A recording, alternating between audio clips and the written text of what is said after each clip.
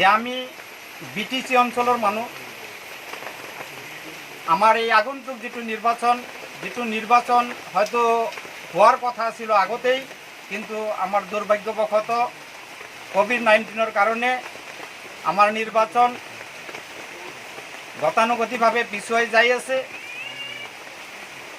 তো এই বিটিসি ইলেকশনত মই ভাৰতীয় গণ পৰিষদৰ দলৰ হৈ মই মথনগুৰি সমষ্টিত প্ৰাৰ্থিত্ব প্ৰদান কৰিছিলোঁ।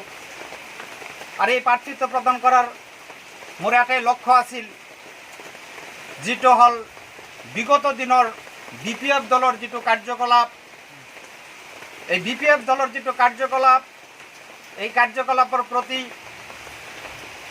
আমি সঁচাকৈয়ে চিন্তিত আছিলোঁ যে বিগত দিনত কাৰ্যকলাপত বিপিএফ দলে যিখিনি কৰিলে, আগন্তুক দিনতো যদি বিপিএফ দলে আকৌ যদি আমি ক্ষমতালৈ আনো, তেতিয়াহ'লে আমাৰ বিটিসি অঞ্চলৰ উন্নতি নহয় পেলাই অৱনতিহে হ'ব। এই কথাখিনি লক্ষ্য কৰি পেলাই মই ভাৰতীয় গণ পৰিষদ দলৰ হৈ একমাত্ৰ মথনগুৰি সমষ্টিতে ভাৰতীয় গণ পৰিষদ দলৰ প্ৰাৰ্থী মই সুবল দাস নমিনেশ্যন জমা দিছিলোঁ। কিন্তু আমাৰ লক্ষ্য আৰ উদ্দেশ্য এটুৱে যে আমাৰ বিটিসি অঞ্চলত আমি বিপিএফ দলত যেনেকৈ হওক উৎখাত কৰিব লাগে, লগতে আমাৰ বিজেপি দলৰ যি কাৰ্যকলাপ, আমাৰ বিটিসি বা বিটিআৰক লৈ যেটো বিজেপি দলৰ যেটো চিন্তাধাৰা, সেই চিন্তাধাৰাক আমি উৎখাত কৰি পেলাই ইয়াতে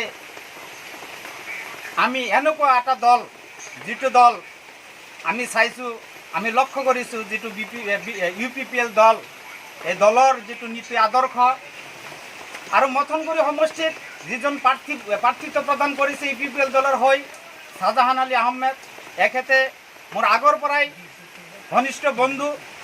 তেখেতে প্ৰতিদ্বন্দ্বিতা কৰা আৰু মই কৰা একেই কথা। সেই হিচাপে মই নিজেই সিদ্ধান্ত লৈছোঁ যে মই এই ভাৰতীয় গণ পৰিষদ দল এৰি পেলাই মই শাহজাহান আলী ভাইৰ লগত সহযোগিতা কৰি পেলাই আমি ইউপিপিএল দলৰ মথনগুৰি সমষ্টিত বিপুল ভিতৰত জয়ী হ'ম বুলি এইটো দৃঢ় প্ৰতিজ্ঞাবদ্ধ।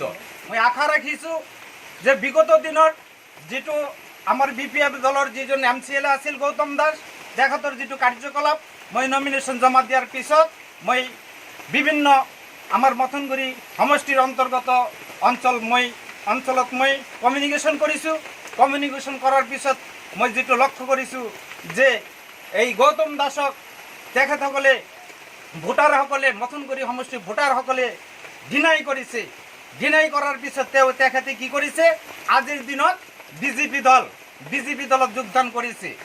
আৰু আমাৰ প্ৰকৃত ভোটাৰ যিসকল প্ৰকৃত ভোটাৰ, দিন মজুৰি কৰা মানুহ, শ্ৰমিক মেহনতি মানুহ, তেখেতে হ'ল প্ৰকৃত ভোটাৰ। তেখেতে জানে প্ৰকৃত ৰাজনীতি। আজি গৌতম দাসে তেওঁৰ লগত কেইটামান দালাল লৈ পেলাই যদি আশা কৰে যে আমি বিটিসি আকৌ মথনগুৰি সমষ্টিত আকৌ জিকিম, এইটো কোনো পদ্ধতি নোৱাৰে, কোনো পদ্ধতি সম্ভৱ নহয়।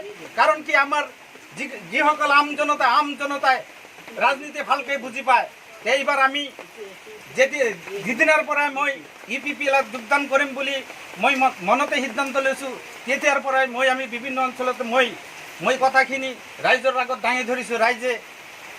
ৰাইজৰ যেটো মন্তব্য আমি আশা ৰাখিছোঁ, আমি আমাৰ শাহজাহান আলী ভাইক আমি বিপুল ভিতৰত জয় কৰি আমি আমাৰ চৰকাৰ ইউপিপিএলৰ চৰকাৰ বনাবলৈ আমি সক্ষম হ'ম।